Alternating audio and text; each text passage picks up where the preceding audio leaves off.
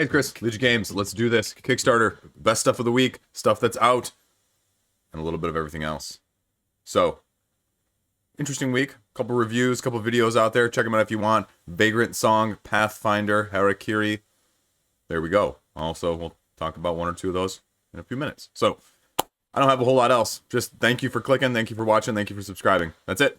Preamble over. Let's do this. First up, let's just talk about Harakiri. Blades of Honor. Check out my video. I dove into both the things I liked, the things I didn't like, the things I thought people would be concerned about. But anyway, contrary to opinion out there, I guess, I don't know, I liked it. It was fun. Now, was it perfect? No. Am I going to tout it as being perfect? No.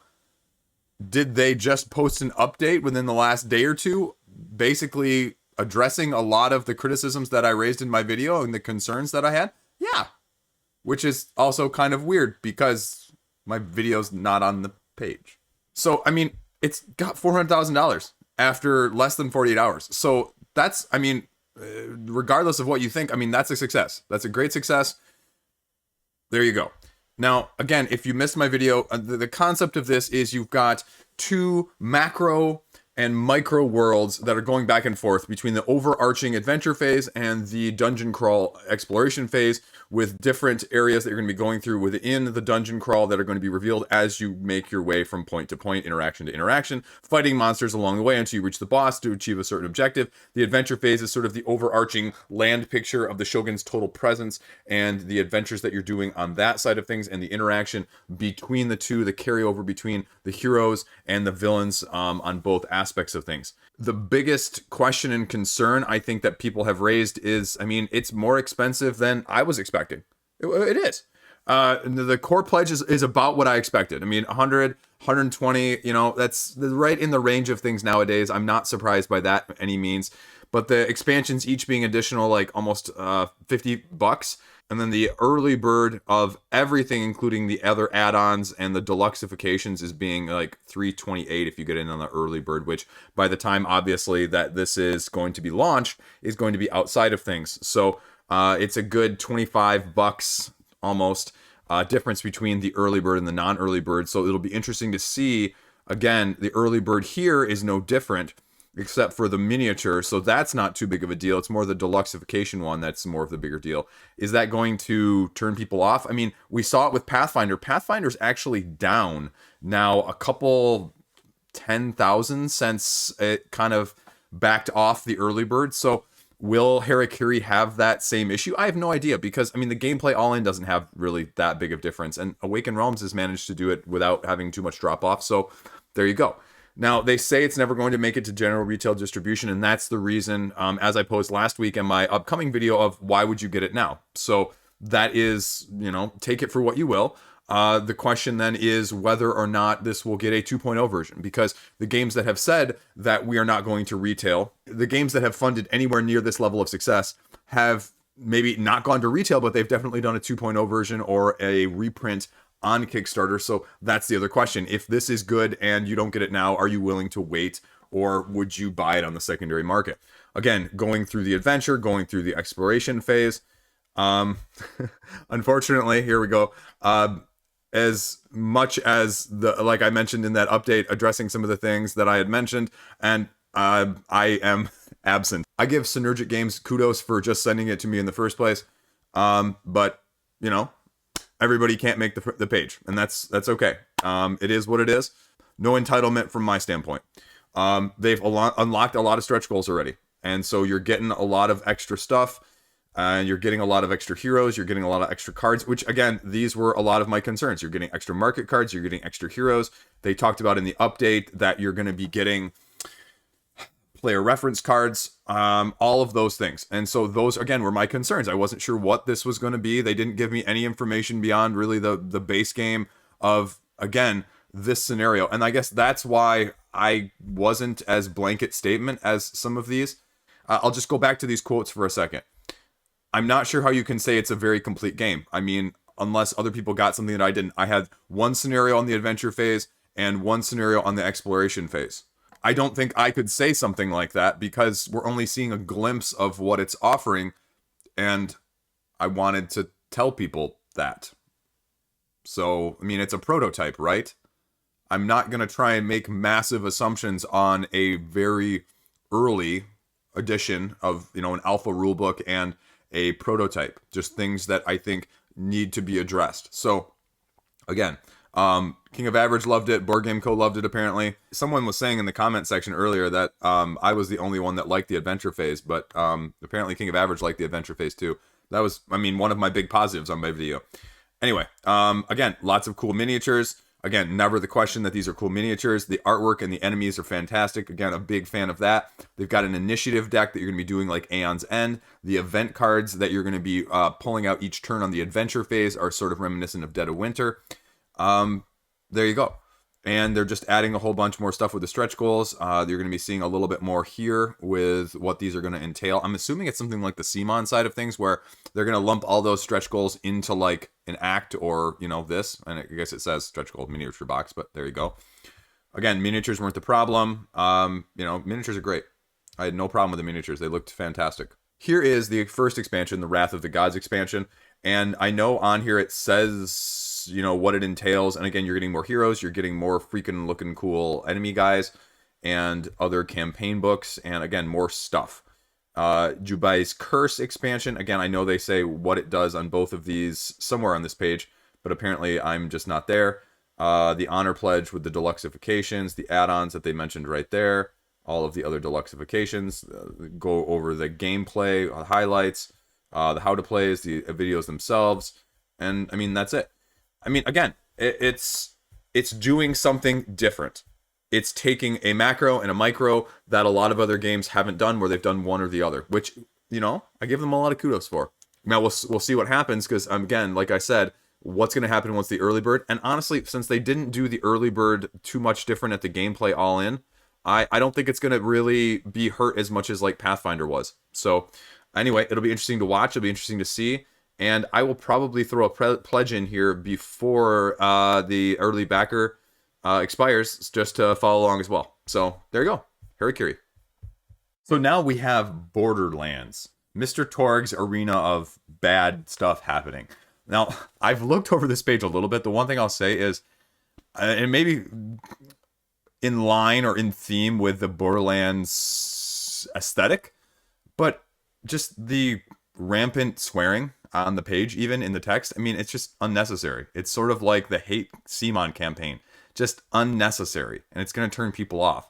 But this is, I mean, less than 24 hours in. It's already at over $400,000, which is very impressive, actually. You can see I'm backing because there's an early bird. So I'm just going to keep it on my radar. And I'm a little bit intrigued because it says it's cooperative. Now, a couple people have said in the comments, it's like semi-co-op, but I haven't had a chance to look at the rule book too much. That's actually out as well. So as soon as I give that a once over, twice over, I'll have a little bit more of an idea. Here's the little boss fight, you know, add-on in the first 48 hours. It's free, and it's by Monster Fight Club. And $135, again, is less than I thought. So one this week more than I thought, one this week less than I thought. Very interesting. Good. This is a lot of plastic too. It's plastic. I mean, how variable is the hex grid? It reminds me a little bit of the Fallout in just the vaguest sense of like the hexes. But again, gameplay wise, I think it's completely different, because this is more skirmish-esque and you're going head to head against the AI. I think this is like player versus environment. Talks about what you're going to get: 400 skill cards, skill tree dashboards, the miniatures. Here you go. This is getting all of the extra stuff. I think the expansion is included here, and that's what the extra is there. Stretch goals are great. I didn't even get down to the stretch goals earlier when I was glancing at this. Here's the add-on. So this is a $20 value if you miss the 48-hour early bird. That's more than a lot of the 48 or the whatever early birds tend to be. So again, the interesting thing, just like Harakiri, will be what happens after the 48 hours. I mean, the first 40 hours, great, but how much of a steep curve does it decline to? There you go. Acrylic tokens, again, always have mixed feelings about that. How to play. Here's said rulebook right here. And I'm not familiar with this, and I know other people are probably going to be familiar with this. The Monster Fight Club reaction system, where different colored dies with different numbers of sides are going to be used to generate AI and values and targets and things like that. So, like the D10 is the obstacle dice. Generate target numbers from making unopposed rolls. D4 is randomizer for special rules, and a little bit of everything else. I mean, the aesthetic is fine. I like it. I need to just dig into it to see. You roll your die, add your relevant skill to the result, any modifiers, and then determine against the target. So, I mean, yeah, there you go. So then after that, it goes into what else is going to be part of it. Wounds, movement, all going to be depending on those dice as well. And then achievements and scenarios. And that's the basis of this, is you're going to be doing how you set it up, how they spawn, how rules. So again, that's kind of nice if it's scenario based, because then it almost reminds me more of Cthulhu Death May Die, as long as that semi-co-op element isn't in here. And so then it talks about the announcement deck. That's the enemy AI deck that you're going to be doing over the turn. And then you have the event deck, which could be beneficial. It could also be punitive. So you got to be aware. Loot tokens, bounty tokens, vending machines giving you more stuff, the skill tree that you're working through, and bosses. Lots of loot. I mean, and that was the big question. This game is known for like the loot and the combinations of weapons. And so how that's done may be most interest. Upgrades, add-ons, and free stretch goals. Okay. Interesting. Alt poses, a little bit of free stuff. So that might be the other thing, is how much of this is exclusive. I don't see this being exclusive so far, and you can already see that they're already spacing it out even at the 400,000. So I don't like seeing that, but we'll see what comes of it. So that's it. I mean, that's all you need to know. Again, I'm going to take a look here at this rulebook and kind of see what it looks like. And I'm skimming through the rulebook here and get down to the bottom, and it says winning or losing. And so it says if there's no more cards in the announcement deck, or there are no more enemies, they win. So it doesn't say anything about versus or who wins, but just the Vault Hunters. Or they win or they lose, and specific scenarios have certain things too. So hopefully that's the case. I mean, again, this is a super quick skim just for this video. But if that's the case, I'm actually more intrigued by this than I was planning on it. And it seems like it's a pretty well fleshed out rulebook already. So that's also a very positive thing. So there you go. We'll see where it goes. Borderlands, Mr. Torgue's Arena. Check it out. Next up, we have Voyages. Single sheet print at home board game. $13,000. This one kind of came out of nowhere. And it's only £4 too. So that's pretty impressive. You just download it and print it. It's a roll and write. I mean, that's about the only type of game that you're going to be able to print off and play. I mean, I heavily recommend laminating all of your roll and writes, just because it's easy. And I got that kind of from obviously other people saying it, but also the first roll and write-ish that I ever played was Let's Make a Bus Route, which you're putting, your dry erase markers on the main board anyway, and then erasing them afterwards. It's just a cool looking game. I have no idea if this would be for me. I'm not a huge roll and write person, but this looks like just like another step up. And it's cheap enough that if you really want to try something, you can.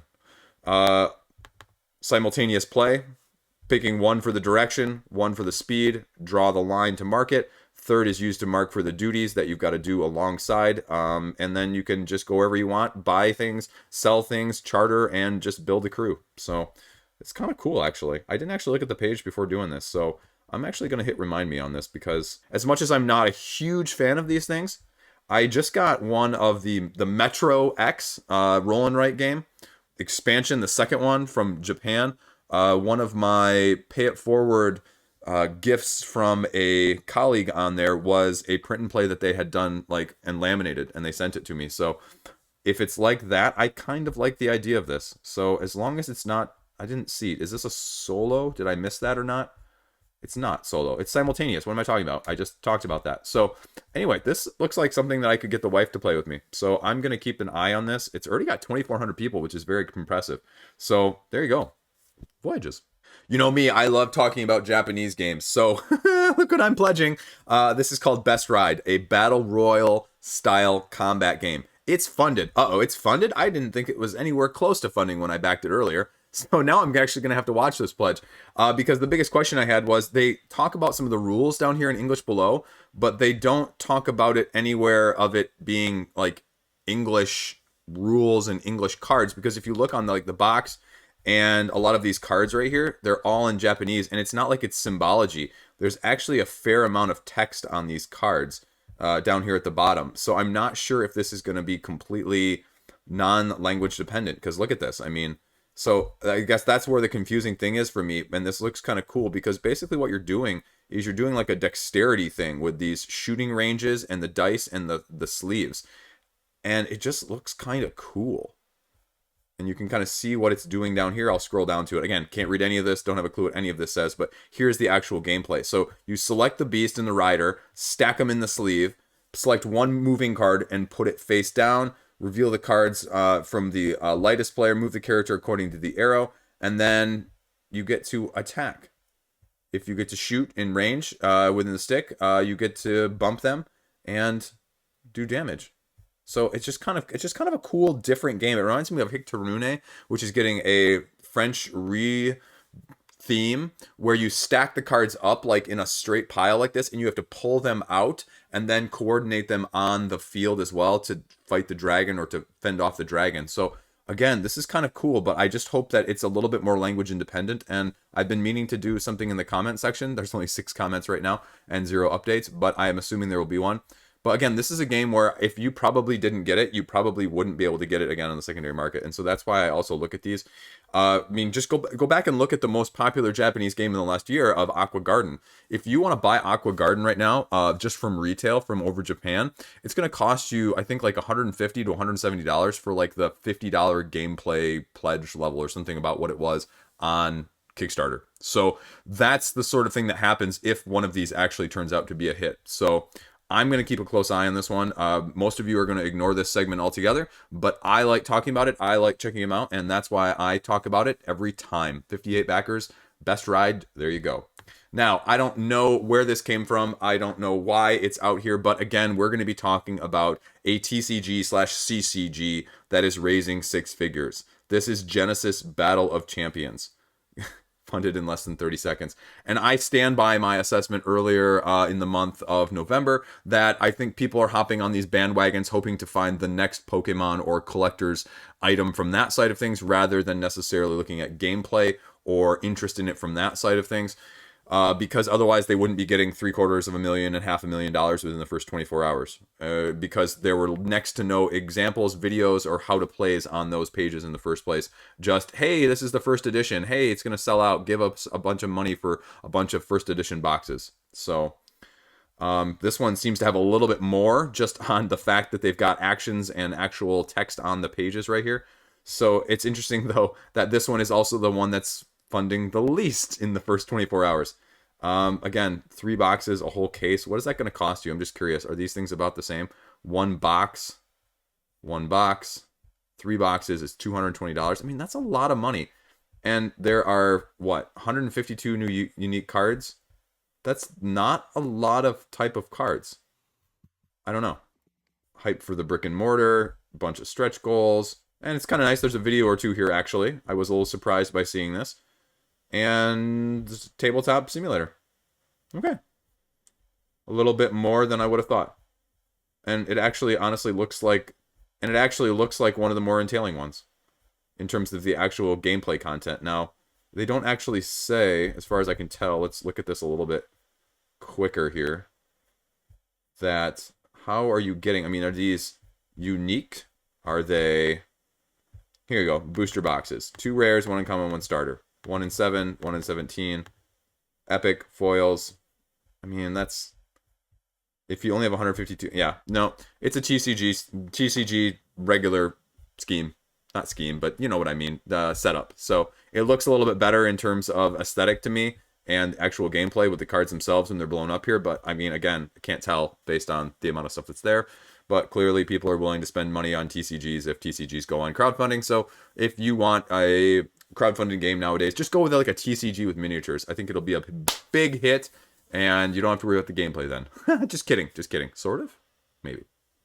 Next up, we have Octopus's Garden, which is a updated version. I think there was a version about 10 years ago, and so it's a new edition of it. And again, the aesthetic with some of these aquatic-looking games is just beautiful this year. We've seen some very aesthetically pleasing biological type games. I mean, I just mentioned Aqua Garden, which is right up that ilk. And now this is a little bit different. This is going to be sort of build your own reef, where you're going to be trying to protect your pearls and attract certain types of fish in order to buy tiles from the center market, where you're taking from either like a row or a column and then replacing them.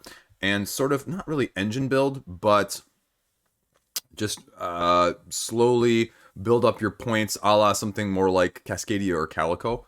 And they have apparently expansion modules, so that's kind of cool. Again, I don't really know. This is one that I kind of will have to probably watch some video on, because as much as I like the idea of these games, I don't always play them as much as I would like. But this is also the type of game that I could see myself getting, because this is the type of game that nowadays it seems to be easiest to get to the table in my house. As much as I like the idea of some of the others, of the Harakiris and the Pathfinders and the Skyrims, there are a lot of overhead, there are a lot of teaching, and there are a lot of, I need to play this several times in a row. And whereas this, you could punch out, you know, like once every couple months and be fine with it and relearn it really easily. So 2 to 4 players, like I said, you're picking up the tiles from the market board in either, again, the column or line, depending on what you want. Or you can buy an oyster from the oyster bed, and these oysters are going to be placed anywhere, and you're going to be protecting them. And again, when one person's garden completely finishes, then you tally up all your points. So rulebook is there, a couple preview videos there. Pledge level, $30. That's not bad. Oh, what's the, is that, yeah, wooden pearls, okay. That's it. That's nice though. I like the fact that they don't have like 3 different pledge levels for, you know, a game that's relatively straightforward. So, and wooden pearls, I'm gonna guess that you're not gonna be able to get for $30 later. So, incentive to do it. I can see why it's funded. I'm probably gonna check out the video, and we'll see where it goes. Octopus's Garden. Next up, Formula 21 GP. Again, this is a high price point. And there was another similar racing game that it's going up against. And again, 40,000 is no small feat within like 48 hours, but that's still less than 50% of their funding goal, which is a ton. This was the one where it's really more of a heavier side of a racing game, you know, as opposed to Mega Impulse, which is, you know, the F-Zero. This is like the Gran Turismo, if you will, from that side of things. A miniature free grid add-on and Kickstarter exclusives. So 68 track tiles, that's a lot, because if you look at the track here, it's absolutely modular. 6 car miniatures, a bunch of tokens, whole bunch of other stuff there, a couple language versions. And here's just the pictures of what you're going to get. I mean, I'm not very good at telling some of these racing games apart, because there's about 3 or 4 out there like this, and I just have no clue what to look at and what to know in terms of that, because this is definitely not my ilk, especially when it's card driven and like shifting gears and, you know, turning and, you know, protecting your parts. That's just, this is just not my forte. But apparently people like this one enough, and I saw enough chatter on the Board Game Geek forums when I was looking this one up that people are interested. And I mean, you don't get $40,000 by people not being interested. Again, I guess, why 90,000? Why 90,000 in that side of things? And lately, we haven't seen too many Kickstarter pages actually talk about why they need the funding goal that they need. So here are all the things that you can do: drive, fight, events, risks, pit stops, all the things on those side of things, and all of that sort of actioning. And then a couple videos here of what you need to know about, and a little bit of the prototype engagement. Second game from them, previous game they talk about. And less than a year to backers. That's very ambitious. So, yeah. Again, I have no clue how this is going to compare. And if you're interested in racing, though, I say you give it a more hearty check, because it's definitely a little bit on the heavier side of things than we've seen recently. There you go, Formula 21 GP. 9 Minutes Kingdom. Build your own kingdom in 9 minutes. It's 300% funded right now. I have no clue what this is. I have no clue how to play this. Okay, card game. Easy to set up, easy to play, smooth gameplay. It's only cards. Okay, highly addictive. 48 cards, 17 and 16 edicts and scorecards, respectively. Solitaire mode and a 5th player mode, so they've got a little bit of everything. The Queen's Will and its expansion. So what are you actually doing in this game? This is a little bit of an intriguing, appealing aesthetic. Let's see. Edict card, 6 random ones, 10 to each player, and you go. Simultaneously pick a card, play it, and pass. So it's a drafting sort of game. Add it to your kingdom, and you play until you lay all 9 cards down. Okay. Interesting. Adjacency rule and 3x3 grid rule. So it's got a little bit of King Domino as well. You're connecting roads, you're connecting kingdoms, you're scoring based on those edicts in the first place. That's kind of cool because it's also got a little bit of Isle of Skye, you know, in the sense that you've got these edicts that you're going to be scoring at the end of the game, and you just randomly put down 6 of the 10. That's kind of cool. I'm going to hit remind me on this. I was not planning on even looking at this. 4 additional edict cards if you back it now. I'm not going to get a print and play. I can't make a print and play, but €9. That's... Wow, that's kind of cool. I kind of want to back this now. How much time does this have one left? 16 days. Gosh, I really wasn't expecting to look at this one and like this, but this is kind of cool. It's got a little bit of Sorcerer City. It's a little bit of Isle of Skye. It's a little bit of all of those things. A little bit of King Domino, and I just kind of like it. You've got the solitaire mode if you really want it. You've got the 5th player mode, which is, again, low overhead because you're just drafting and playing. And a large expansion. Dragons! Okay. Son of a gun. I think I am going to be backing this as soon as this video ends. I was not expecting to look at this or like this or anything. I don't even think I need a video because, well, there are none. But I kind of like it. Wow. Okay, 9-minute kingdoms. I'm glad I clicked on this. Actually, I'm not.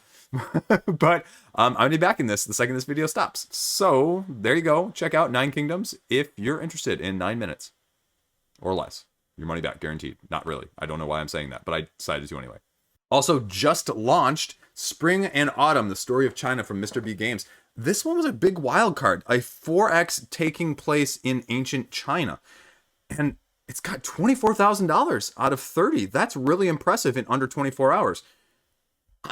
I'm really impressed by this. I was not sure that this was going to hit a lot of people's interest, but I guess Hellenica, a copy of their 4X game, I believe it's a 4X game, set in more of an ancient Greece, apparently has a big audience. Solo system, and you're getting it in the copy on day one. So that's kind of cool. Again, you're designing this generation, designing the borders, advancing, building economies, and just trying to establish a dynasty in China. And it's a different theme, it's a different aesthetic, and I just kind of like it. Now, I don't like seeing that the pledge level appears $185. That's pretty expensive for what it is. But again, a lot of dragons. They're trying to stay very true to history there. That might be the miniature side of things. And I guess this was the other thing that they said on the preview side of things when I talked about it last week, is this miniature side of things, as they did with Hellenica, just never available at retail. And so if you're going to get it, you have to get it now. You can get the base game maybe later, but if you're going to get the higher end deluxeification, it's going to be, well, looking like that. 215 miniatures, military, and 110 buildings. That's a lot. That is a lot. And they say even here, never going to be sold again. No plans of reprint or retail release unless there's overwhelming. So let's check out. Full set of miniatures is $185. So if you don't want the miniatures, it's $89. I have no idea. With this one. Let's see, what's this? Now and later. Oh, okay, so you can get their previous game as well, the Hellenica that I was talking about. So stretch goals here. Oh, dragon. Ooh, that's a big difference though between the stretch goals. So, you know, it is what it is. I don't think I'll have any trouble funding.